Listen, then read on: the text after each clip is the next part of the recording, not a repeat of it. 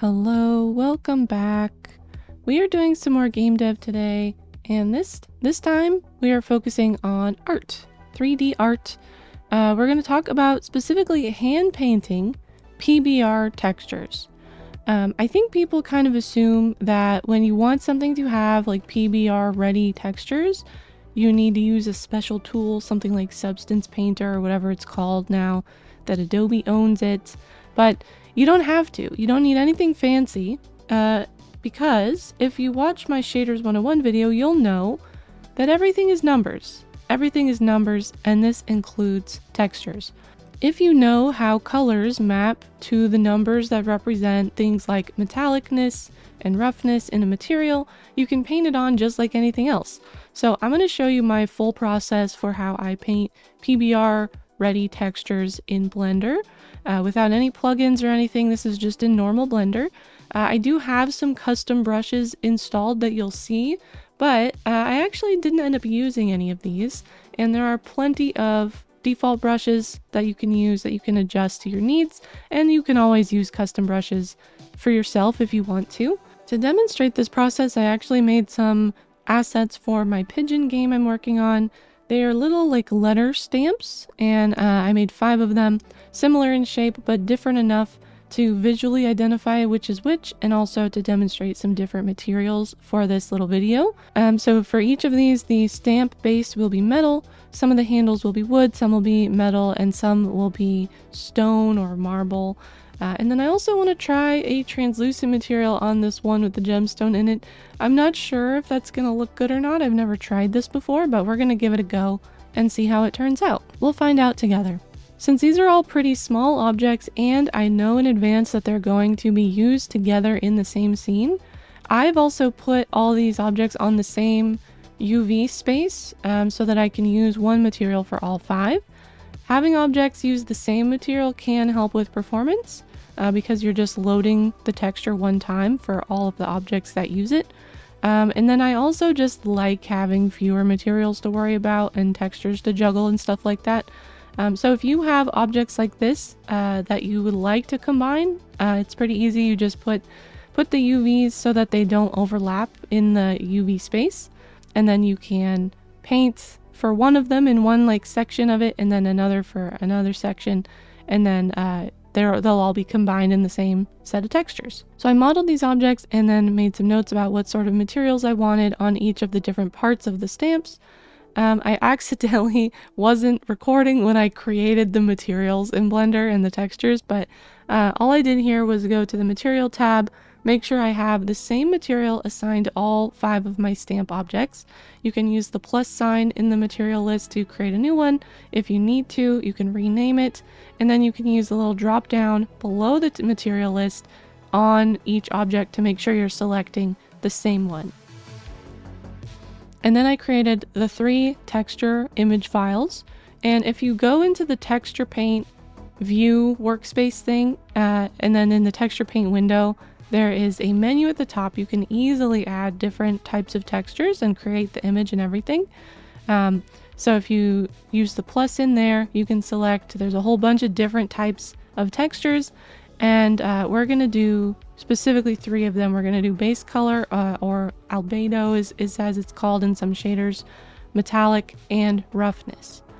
I've also done painting bump maps and then baked it into a normal map. That's another thing you can do in Blender. It's quite easy actually. Maybe I'll make a future video on that. It seemed a little too complicated for this one, and I also just didn't really need it for these. But there's some other options in here that you can also learn about. If you are clever about it, you can also put metallic and roughness in the same texture on different color channels. This can also help with performance. It's just one less texture that you're loading into the scene, and it's not really necessary to have all 3 channels for each of them. But I'm not going to worry about this just because it adds a layer of complexity that I don't want to deal with. But I'll explain how you should sort of pick your colors if you want to do that. When creating the textures, I also use the menu to set a base value. For roughness, I typically set it somewhere in the middle, like a 0.5. And then when I say just one number for these, what I mean is hue saturation set to 0, value set to whatever the number is. So 0.5 is essentially a fully equal medium gray. So all of the values are set to 0.5. Using the hue saturation value input is a quick way to get this correct instead of adjusting the RG and the B like very carefully one by one. So that's how I do that, and that's how I'm going to be talking about it in this video. Metallic, I go for the same, except I set the value to 0. So everything in this scene by default will be non-metallic, 0, and then I will specifically paint the metallic parts metallic when I do them. If you are doing metallic and roughness on the same texture, how you'll do that is you'll decide which one's which. Let's just say red metallic and green roughness.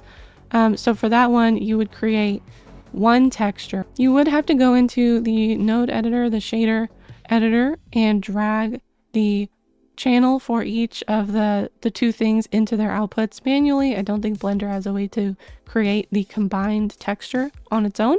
But yeah, so whenever you're picking colors, when you're painting metallic or you're painting roughness, you would consider in your head, like, okay, if I want to paint roughness on this texture and I want it to be, say, very smooth, so low roughness, I would make sure that the green channel in the color is a low value. And then probably the easiest thing to do, unless you're intentionally painting metallic and roughness at the same time, is to set the red to 0 and then make sure your brush is like an add mode, so that you're adding green to the color and you're not replacing the red with a 0, if that makes sense. And this isn't really like a texture painting tutorial for Blender, but I'll cover briefly how to use the tools. In the texture paint window, with your object selected and the correct texture selected in the top middle of the screen, you can use the brush tool, just like you can use the brush tool in pretty much any art program. And then in the tool menu or at the top of the screen, you can select a color that you would like to paint with. It does support pen pressure, so if you have a drawing tablet, you can use that. I have my Huion canvas for this. It has been quite trusty through all these years. The key F allows you to change the brush size.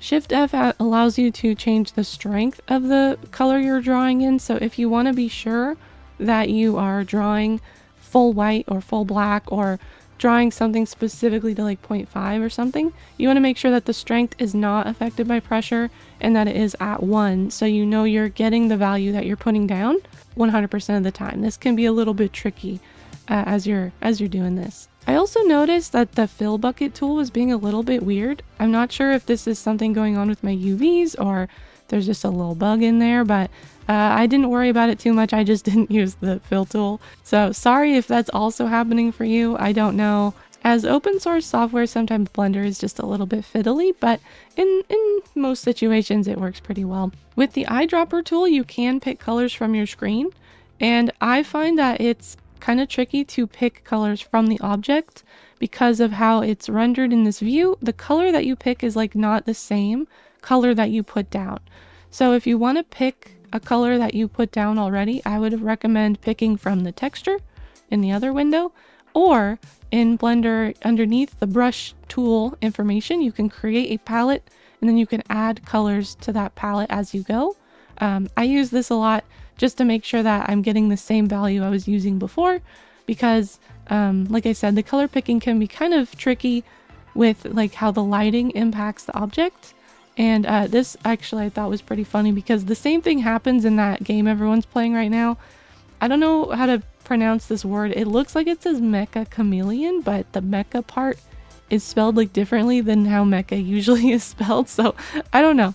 But people are also experiencing the same kind of thing in that game, where it's picking like the color you see with your eyes under the given lighting conditions, but it doesn't match the color that you would need to paint in that situation, if that makes sense. You can also apply a mask, which basically just says only draw on this specific part of the mesh. The way you do this is you select geometry in edit mode, so you can go in and select certain faces, and then when you leave edit mode and you pick the little mask button, you can only paint or fill on those faces.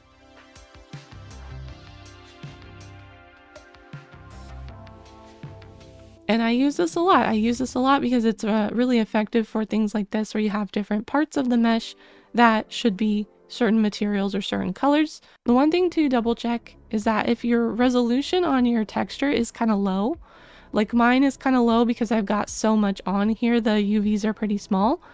Sometimes this can create like some jaggy edges between different sections of the mesh when you're painting.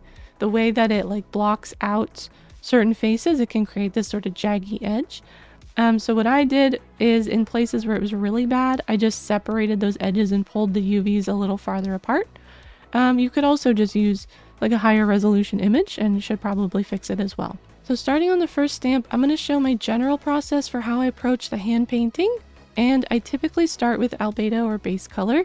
Then I apply metallic if I need it for that particular part of the object.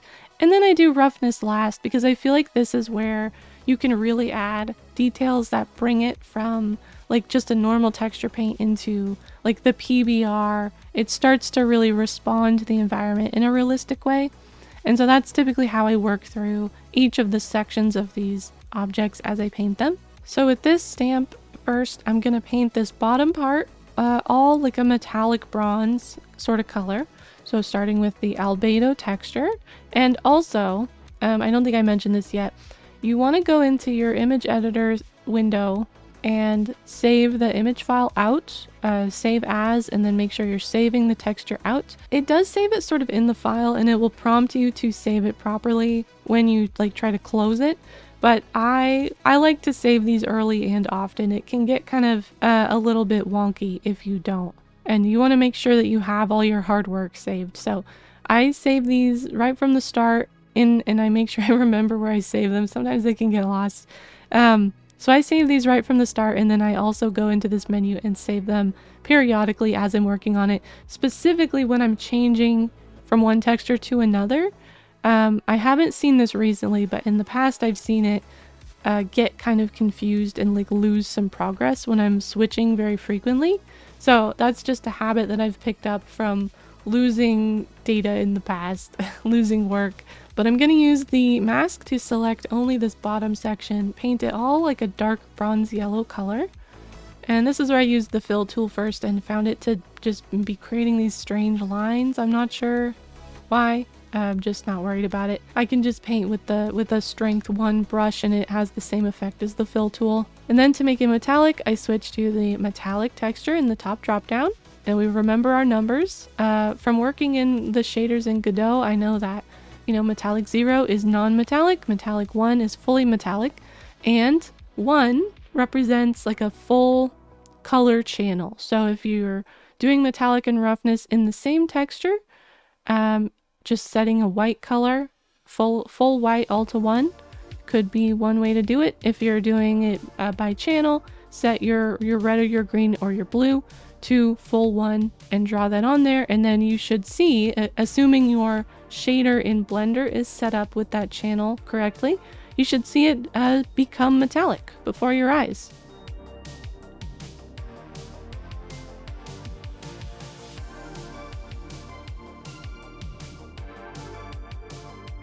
So now we have something that looks like pretty good. You know, like we don't really need to do a lot of specific hand painting to make a metal object. Metal just kind of looks how it looks, but I want to go a little bit further. And I think about roughness a lot when looking at reference, and I just use sort of my powers of observation to determine like how smooth or rough a particular thing is and what sort of the patterns of the surface look like. This is where you can create a lot of visual interest in how the object responds to light. So like at this point you could leave this how it is, or you could add like one flat roughness value if that makes sense for the style and the object that you're going for.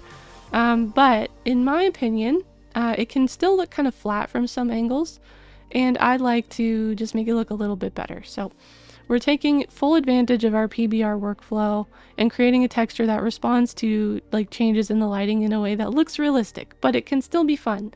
When I say realistic, I don't mean 100% photorealistic.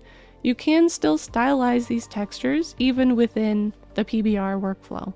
Think of like an anime, very stylized, but lighting still impacts like the characters and the objects in the scene the way that lighting should. So it's kind of like that.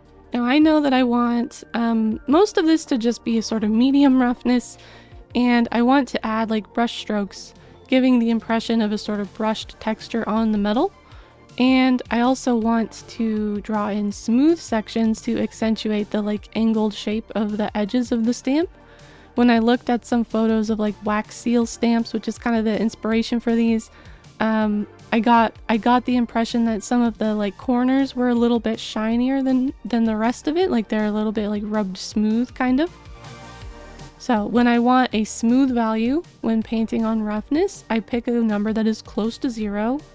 Full 0 makes it like extremely like glossy shiny. That's not really what I want here, so I pick a dark gray around like 0.2 or 0.3. And then when I want a rough texture, usually I go like for this about 0.8 because I want it to be like a little bit shiny still. And this is also where like custom brushes can really expand your options here. I personally just found that the default ones worked for this because of the relatively low resolution I'm working at. My custom brushes didn't quite look as good. They came out very pixely.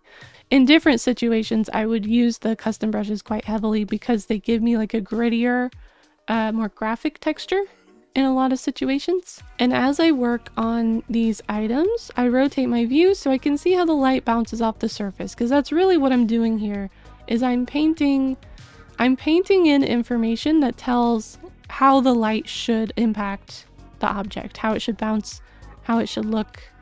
So it's important to get like a good view of what you're working with in 3D space as you work. One thing to be aware of is that by default, Blender does not have a concept of like layers in the painting system. So like if I paint onto this surface, it's on there.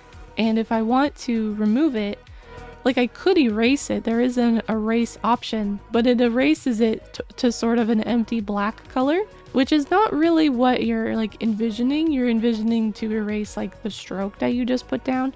But unless you use like an add-on or something, at this point, there's not really a way to do that. So I use Control Z, undo quite heavily. If I need to like erase something that I've put down that I didn't undo at the time that I put it down, you just have to paint over it with a different color. Paint over it with like the base color that you had before and try again. It's kind of like working with real actual paints. There are some mods that apply a layer system to Blender. I've never used them. Maybe I should. Maybe I'll give them a shot at some point, but I just haven't really found them to be super necessary for the work that I do. But it does require sort of thinking about your texture painting in a slightly different way when you know that you don't have like a layer that you can just flip around or change the mode on or erase only from that layer. Switching to the handle, I want this to be a wood texture. And the way I do wood grain is, I'm not like 100% happy with it, but it does look to me like a wood grain, so I keep doing it. You can do it however you want. I recommend looking at reference, as usual, looking at real objects, seeing how they look to your eye and how you can replicate that with a texture. What I usually do is I start with like a base medium brown color. Then I use a narrow, hard brush and I draw in the wood grains. And the way I do these is I draw sort of from one end to the other. I let it sway a little bit. Sometimes I add like a little tiny bit of a knot. That's not really something that would happen in like a piece of wood this small. But you might get like little bumps and things in the grain.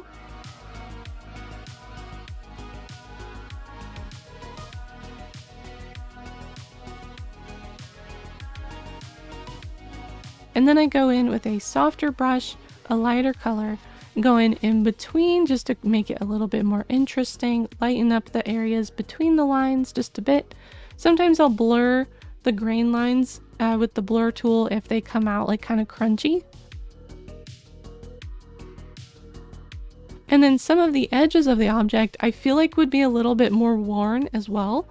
So I used a soft brush on the sharper edges of this handle to make a lighter color on the edges where I feel like the wood would be worn away a little bit.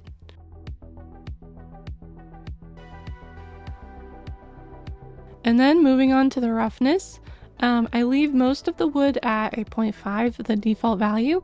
And then if I look at like a wood piece, a wood item in real life, I notice that the part of the wood, if it's more of like a raw real wood that has the lines, is like there's like a little dip, and then the other parts around it are like kind of smooth. And so I use the soft brush again, make it something like a 0.4 that's like a little bit smooth but not like very smooth, like glossy smooth. And I paint that onto the flatter parts of the wood, so as you rotate you can see how this sort of makes the grain lines feel like they're like separate from the flatter parts of the wood.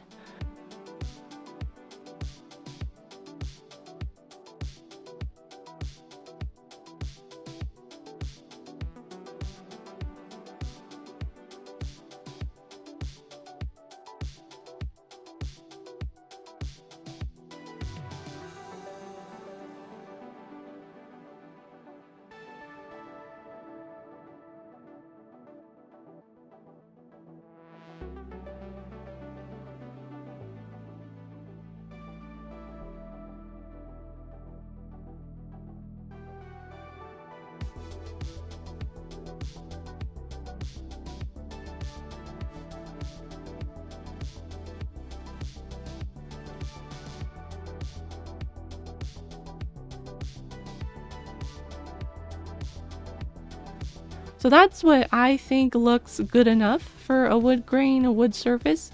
As I said, you can experiment, you can do whatever you'd like here, whatever looks good. You may not be even ever doing any wood textures. You may do other textures. The next one I did, and I didn't do all 5 of the stamps in the recording, I just do 3 of them with the most different materials to demonstrate my approach. This one's a lot more simple. It's all silver, and the visual interest mostly comes from like the shape of it and not as much the material of it. So it's all silver with just some metal like texture to it. Like before, I start with the base color, I make it all gray, this silver gray color, making sure to get all the edges since the fill tool is being uncooperative. I have to paint it on manually. And then I make the entire thing fully metal, full white, 100%, color 1, whatever, however you want to think about it.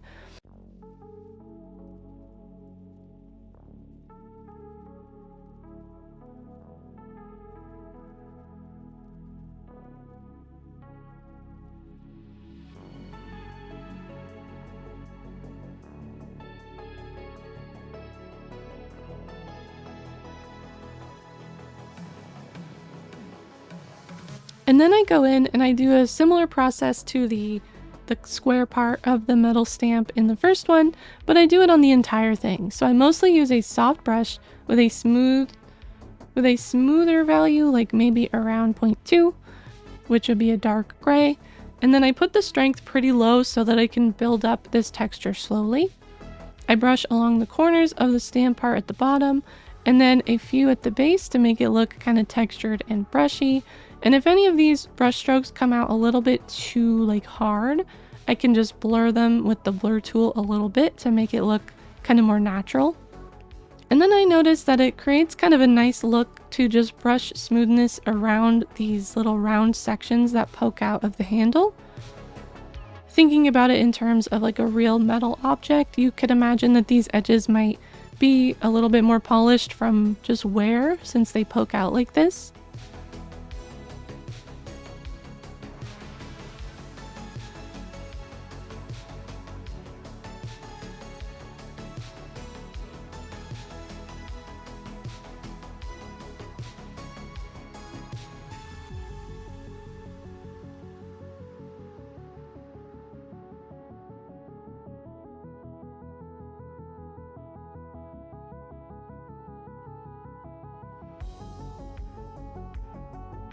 And then like all arts, this is a process of trying things out, seeing if I like it, if it gets the point across, if it looks good.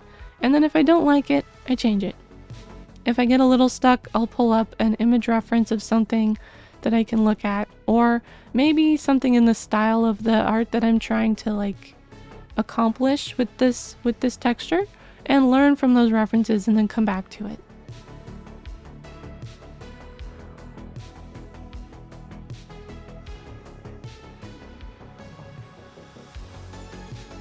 This stamp went pretty quick for me, and I think it looks pretty good. Then finally I have this experimental one. It's like a little bit arcane in its design, like magical. It's got this gemstone at the top.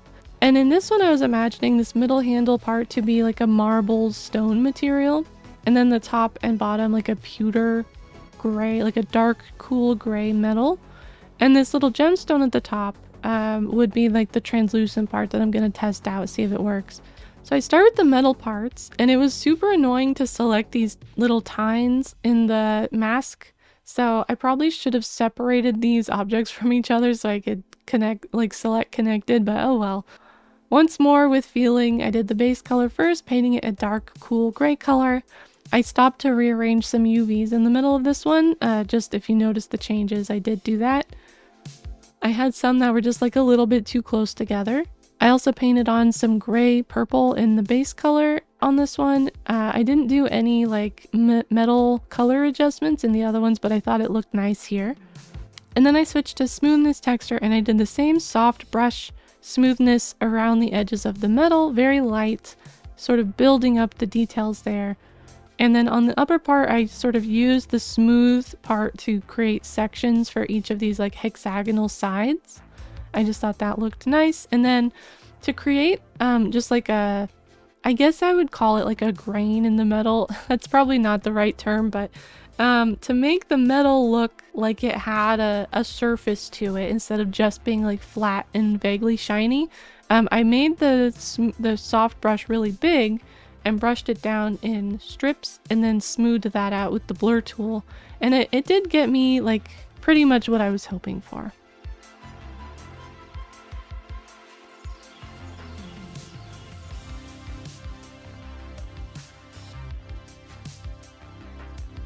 Then for the marble texture, I just pulled up a picture of marble texture and eyeballed it.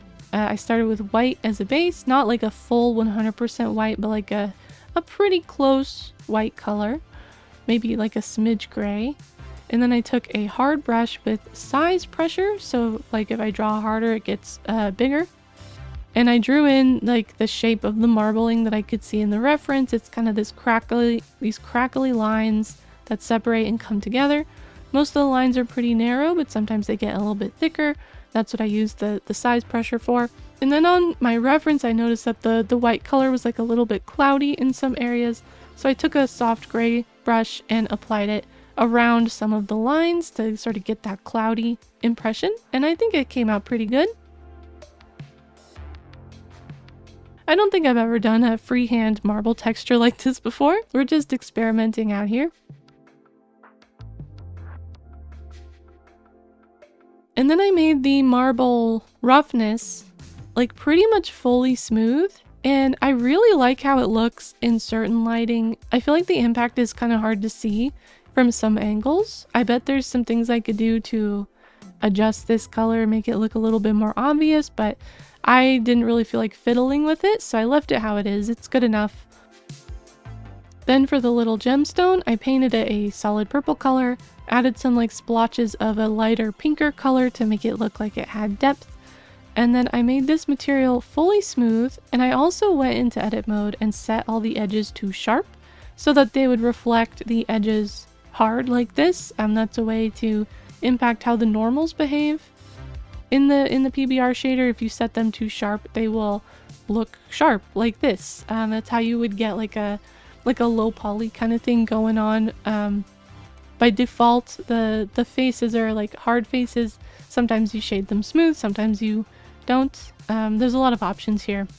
After painting the gemstone a color, I wanted to make it just a little bit translucent, and this didn't end up looking like perfect once I got it into Godot, but it did work. It might need some more tweaking to like look good in the way that I'm hoping for, but it is possible to paint like different opacities into your texture.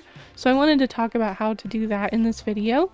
In Blender, you'll have to use the like subtract or add alpha brush mode to impact the alpha, because it's different than how like an image editor would work, where the alpha is like part of the color you're painting. So if you want to subtract the alpha, you would choose that mode, and then your brush, you might think that black would be like 0 alpha, but when you're in subtract mode, the higher value means more alpha is subtracted. So if you want to remove all of the alpha with your brush, you set subtract alpha, and then you would set it to like a full white color. If you want to subtract half, you would set it to like a gray, like a 0.5 gray color. So what I did was I set it to like a very low value, and then I layered it up a little bit so that I was kind of hoping it would look more translucent in some areas than others. Like I said, it didn't really come out perfect. I haven't done a ton of like translucent stuff in general, so this was really an experiment, but that is how you would paint something that you want to be translucent on only part of the texture. In the end, I think this one looks pretty good. It looks very mystical, like way more than the other ones. Maybe this stamp will end up being a special stamp. I'm not sure how I'm going to use these exactly. I did the last two without recording, but it's just more of the same, hand-painted metal and wood mostly. I also put these little square planes on the tops of the handles. This is going to be where I apply the shape of the stamp. So don't worry about this. This is like a game feature that I haven't fully finished yet. But basically I've just added these flat squares that I can apply like a ping to with the image of the stamp on it. And I would do this at runtime, which is why I haven't gone and like painted the shapes on here. Because I want to be able to change the shape that the stamps on the fly later. I hope that makes sense. You don't need to worry about these. It's a specific thing I've done, but since they're very visible, I wanted to mention it. Next, it's time to get these into Godot or an engine of your choice. I exported these as a GLTF2. This is what I use pretty much always for exporting models. I know that Godot has support for blend files, but in the past when I've tried to use blend files directly in engines, I've found it to be kind of difficult to work with, kind of unwieldy. It has to like load a lot to like read the file, and I just don't want to deal with that. It might be better now, but I haven't tried it. So this is just how I do it. You can export your model however you want. Just make sure that you're also saving your textures and pulling those in to be used in your engine. And then I make my materials. So I use a standard 3D material. This is a PBR ready material, and it has slots for all of our textures. So since I put all of the different objects on the same set of textures, I can just use one material for all of them, and setting it up is really easy. So in the albedo section, there's a slot. I can just drag the texture right in there. Same with metallic, drag it right into the metallic slot. If necessary, you can set the color channel here. By default, it is red. And then again, drag the roughness texture into the texture slot in the roughness section. And again, you can set the color channel here if you need to. If you have transparency in your base color, you will need to like allow it to use transparency. Otherwise, it's just going to be opaque regardless of what the opacity like in the file says. So there's a section at the top. I'm not super familiar with how the transparency works, so I just flipped through some of these and left it on the one that looked the best. Maybe I'll do some research into this and have some more clear advice for you in the future, but that's what I've got for now. And then in Godot specifically, you can't like override a text. You can't override a material like directly on an imported 3D file. So what I do is I make a inherited scene, new inherited scene, set the material by dragging it right in, and then I save that out. And this might seem like an unnecessary step. For this tutorial, it kind of is, because I'm not actually doing anything with these objects. But when I pull these into the game, most of the time, the objects that I'm pulling in have other things that I'm adding to them, colliders, scripts, what have you. So in the end, I'm gonna have to make these scenes anyway.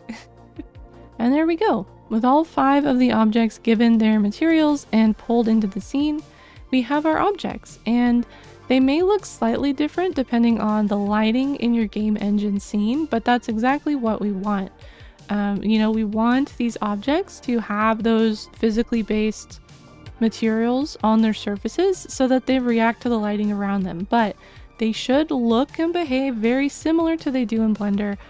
For me, I can't really tell a difference between like default Blender settings and default Godot settings. In my game scene, some of the lighting is a little bit different, so they probably look a little bit different in there, but that's what we want. They're responding to light the way that the materials should. So there it is. There's definitely a place for things like Substance Painter and other tools.